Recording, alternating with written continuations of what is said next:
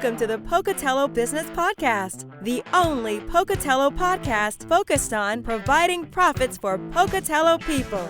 If you love our town and love small business, you are in the right place. We interview local legends, learn business, and have way too much fun doing it. You're listening to the Pocatello Business Podcast with your friend, host, all-around great guy, and owner of Nucleane Commercial Cleaning, Spencer Ward. All right, everyone, welcome back to the Pocatello Business Podcast. Today's episode, as usual, is sponsored by Dale's Outdoor Advertising. These guys are wonderful to deal with. Get yourself a billboard set up right now.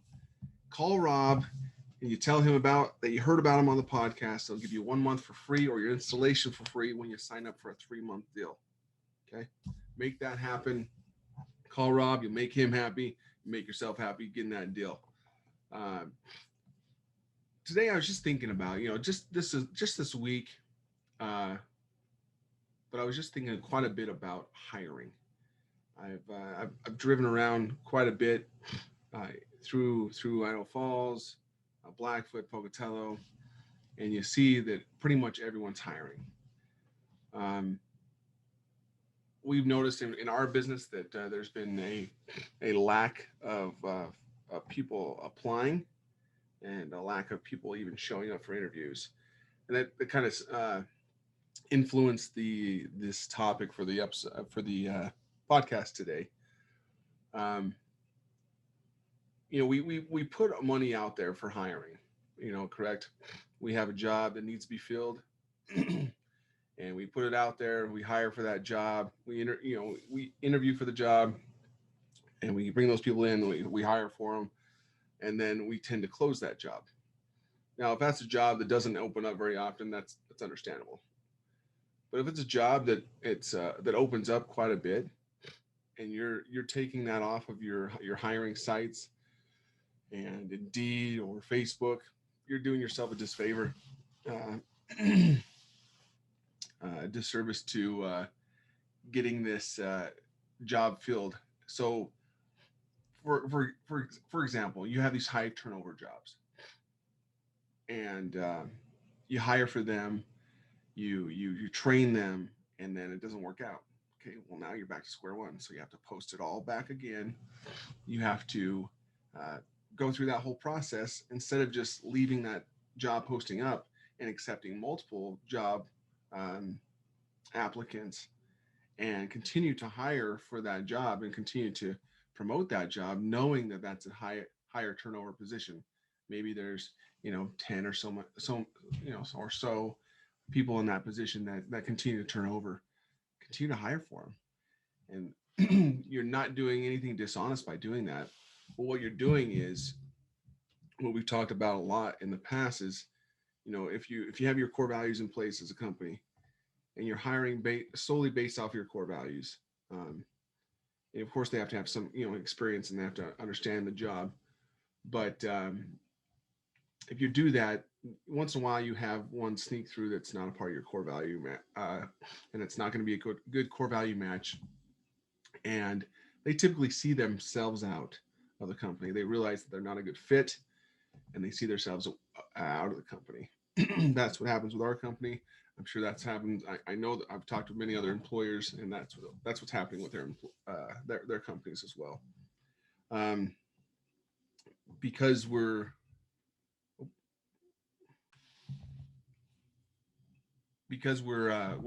constantly hiring for that position. Those people that are good fits, great, they stay on. Those people that are mediocre fits, but they stay on. And maybe those people that are they're really not a fit. Their quality of work is below standard, but they stay on. Obviously, your employees are the face of your company, and if they're servicing clients, that's your face on them as they do that work. So good or bad, that's saying something about your company. So what you're doing, if you're keeping that job posting open, is you continue to interview good people. If you find an A or a B+ player, and you really want them to be part of your team, but you're fully staffed, what do? Well, you take that C player or D player, and after having conversations with them to help them become B plus and A players, and they don't, then eventually you just kind of have to terminate them, and that creates a way for you to just do a little swap, and you get rid of a D or a C player, and you bring on an A or a B plus player. Hopefully all A's. That helps uh, to keep things running smoothly, and that's what helps companies to continue to thrive. If you're constantly turning things on and off, on and off, on and off, that's the very definition of insanity, especially when it's a high turnover job. So what I do, and what I've been thinking a lot of lately that people should um, be aware of. You're spending money on Indeed, you're spending money on Facebook, you're spending money on Glassdoor, you're spending money on all these avenues to get people to apply. Um, and a little side note, it's a high turnover job, you're trying to get so many people to apply, and you're inviting them to an interview. You know, most of them, I can't say most of them, but a lot of them aren't going to show up for the interview. Um, Granted, this isn't going to happen much in a white collar professional setting, but more in the blue collar service industry, that happens. So when you have a budgeted amount of money that you're spending to get these applicants and these leads coming in for hires, you've got to make every dollar count, right? Have you ever thought of tracking? Just like you got to know your numbers, track your P&L, tracking your expenditures. Are you tracking where you're getting the most success from? Do you know how many people apply when you post an ad on Facebook? Do you know how many people apply on Facebook? Do you know how many people show up for an interview on Facebook? Do you know how many people you hire from Facebook out of those numbers? And do you know how many people quit or you fire from Facebook Avenue? Once you get that going and you get those numbers rolling and you get percentages, then okay, for example, for our position, if we do group interviews at the beginning for our positions, and then if they're good, they're moved on to a one-on-one interview. But if we need, say you need 3 people you know to hire. Okay, so if I need 3 people to hire right now, I'm going to try to get at least 15 people signed up for the interview. This is just going off our metrics. And out of 15 people that show up for the interview, that sign up for the interview, maybe 8 will show up for the interview, maybe 7. 7 or 8 will actually show up for the interview. And out of those 7 or 8, you're going to get 3 or 4 or 2 to 3. They're actually those B plus A players that you want to hire. So you need to know those metrics because then you get to know, okay, this is how much I need to spend every month on Facebook to get this result. This is how much I need to spend every month on Indeed to get this result. Or, hey, this avenue over here, this site over here that I'm posting jobs to, I'm spending a lot more money and I'm not getting the metrics that I am on these other avenues over here. So what you do, obviously, is just cut that source out and put your money towards the avenues that are working. Preferably, you'd like to try to get at least 3 avenues that are working and bringing in applicants. And of course, you can use the same type of thing for your sales. You always want to have multiple sales funnels rolling and being active. But yeah, I like to try to have 2 or 3 sources of people coming in and learning about Nucleane and having a chance to interview and to get hired.